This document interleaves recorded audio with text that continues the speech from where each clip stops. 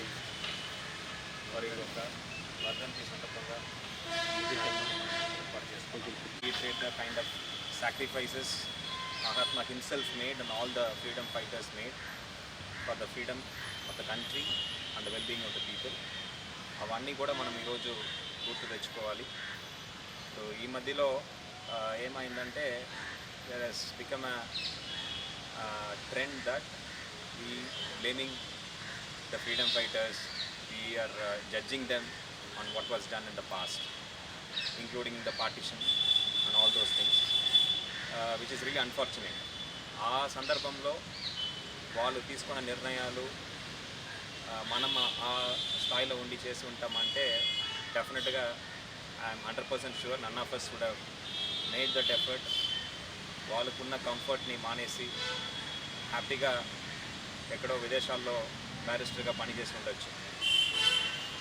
అలా కాకుండా దేశానికి కోసం ప్రజలు మేలు కోసం అవన్నీ మానేసి all comforts of life we gave up and came back to the country, lived like a common man and inspired not just India, not just the freedom struggle in India, across the world. ఇప్పుడు 1947 తర్వాత స్వతంత్రం వచ్చిన దేశాలు అన్నీ కూడా they took inspiration from Mahatma Gandhi. So అలాంటి మహానీయుల గురించి ఈ మధ్యలో కాలంలో చాలామంది చాలా విధాలుగా మాట్లాడడం చాలా బాధాకరం.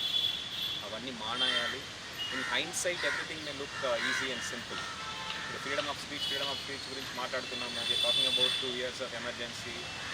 Actually we were under emergency for more than 300 years under British rule. ఆ 300 సంవత్సరాలు it was more than emergency.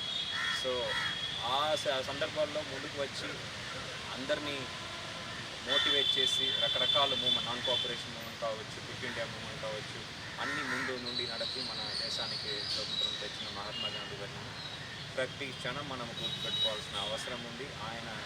ఆయనే కాదు, ఆయన చెప్పిన మాటలన్నీ కూడా మనం గుర్తుపెట్టుకొని ప్రజల కోసం పేదరికం తొలగించడానికి కష్టపడాలని నేను అందరినీ కోరుతున్నాను.